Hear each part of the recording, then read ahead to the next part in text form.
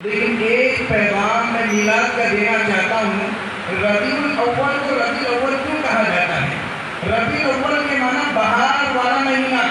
اس مہینے میں اللہ کے رسول صلی اللہ علیہ وسلم تشریف لائے، اندھیرے سے لوگوں کو نکالا، ظلمت سے نکالا، راحت کا پیغام دیا اور اعلان کر کے کہا وما ارسلناک الا رحمۃ للعالمین۔ رحمت والا مہینہ ہے، یہ مبارک والا مہینہ ہے۔ اور سب سے پہلی بات ربیع الاول کی خصوصیت یہ ہے کہ اس مہینے میں اخلاق کا مظاہرہ کرنا چاہیے، نبی کی سیرت کا اخلاق کا مظاہرہ لوگوں کے سامنے بتانا چاہیے۔ ابھی ہمارے جو حضرات یہاں پہ کھانے کا انتظام کے تعلق سے جو باتیں کر رہی تھی، اتنی خوشی ہوئی اس دسترخوان پہ عیسائی بھی آئے، مسلم بھی آئے، ہندو بھی آئے، سب آئے اور لوگوں کو یہ پیغام سنا دے یہ میرے نبی کے اخلاق کا دن ہے، یہ میرے نبی کی ولادت کا دن ہے، یہ میرے نبی کی پیدائش کا دن ہے۔ تو بھی کھا، میں بھی کھاؤں گا۔ ایک آخری بات بتا کے اپنی بات کو ختم کروں گا۔ علامہ شیخ عبدالقادر جیلانی رحمۃ اللہ علیہ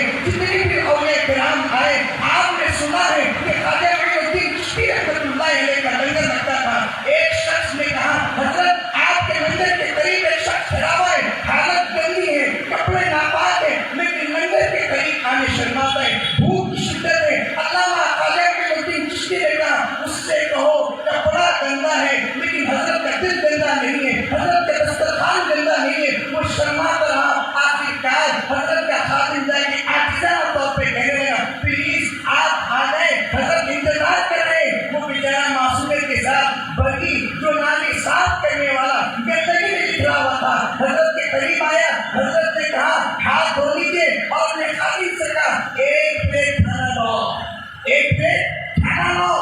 اپنے ہاتھوں سے علامہ خواجہ معین الدین چشتی نے اپنے ہاتھوں سے نوالا بنایا اور منہ میں ڈال کے کہا بسم اللہ الرحمن الرحیم۔ جیسے نوالا اترا اس کے آنکھوں میں ٹپ ٹپ آنسو آئے اور کہنے لگا نوالا بعد میں اترا، ایمان پہلے اترا، نوالا بعد میں اترا، ایمان پہلے اترا۔ ہم بھی انشاءاللہ تعالیٰ نبی کی سیرت کا پیغام ایسا سنائیں گے لوگ مصطفیٰ کے غلام بن جائیں گے۔ وآخر دعوانا الحمدللہ۔